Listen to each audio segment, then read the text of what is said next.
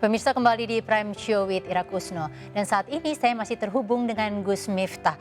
Gus, ini kan sebenarnya sholat id ini sunnah muakkad ya, artinya sunnah yang dianjurkan, bukan kewajiban.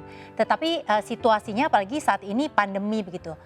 Mengapa banyak orang justru merasa bahwa ini menjadi kewajiban dan harus sholat begitu, Gus? Apa yang Gus lihat di masyarakat kita saat ini? Memang ini kritik yang menarik ya. Padahal dikatakan begini, Yaumul Jum'ati Sayyidul Ayyam wa a'dhamuha min Idul Fitri wa Idul Adha.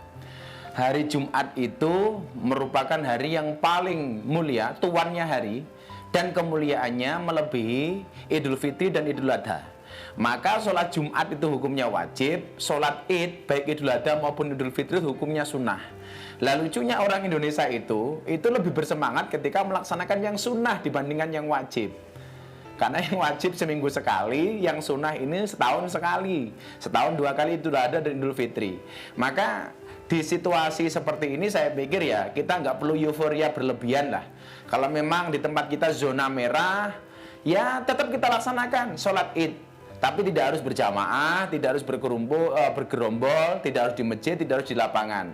Cukup melaksanakan sholat id di rumah, baik secara jamaah maupun sendirian, Mbak Ira Kusno. Oke, Gus, ini MUI sendiri kan sudah mengeluarkan banyak ya protokol kesehatan yang membuat supaya persebaran COVID-nya ini tidak tiba-tiba muncul klaster baru besok. Nah, himbauan dari Gus Miftah sendiri terkait dengan perayaan Idul Kurban besok seperti apa, Gus? Sholatnya, berkurbannya, kemudian juga kumpul-kumpul dan distribusinya.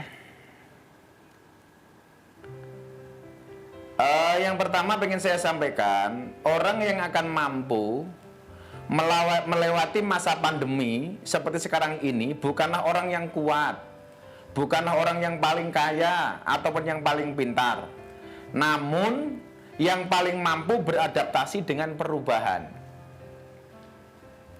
Ya, artinya apa?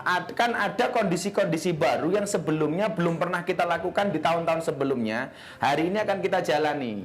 Contoh beginilah, barangkali untuk pendistribusian daging. Saya kok lebih sepakat ketika kemudian daging itu didistribusikan oleh panitia langsung ke rumah masing-masing penduduk. Jangan kemudian warga itu dikasih gire, kemudian disuruh ngantri di tempat pemotongan. Lah, langkah kecil itu saya pikir mampu untuk mengurangi dampak dari COVID ini.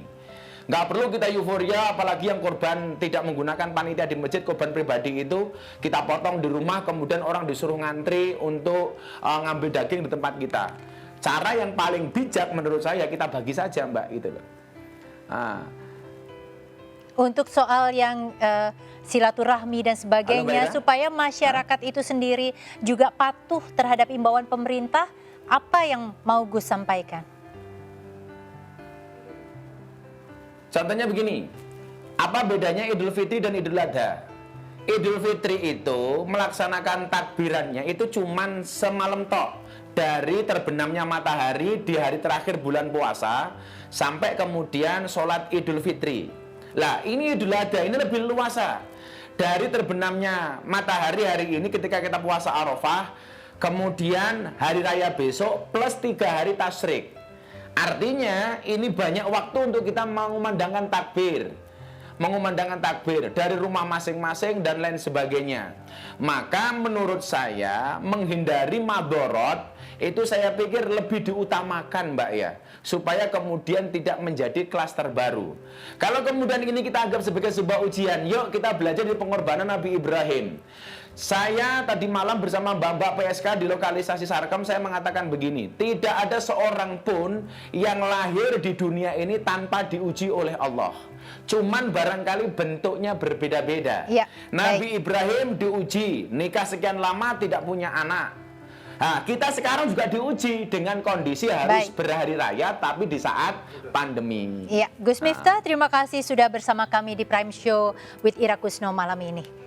Pemirsa, akumulasi yang telah mencapai 100.000 tentu sebuah peringatan bagi kita semua untuk harus lebih disiplin dalam menerapkan protokol kesehatan. Jaga diri, jaga lingkungan, ingat pandemi masih kita hadapi. Saya Ira Kusno undur diri, sampai Sampai jumpa minggu depan.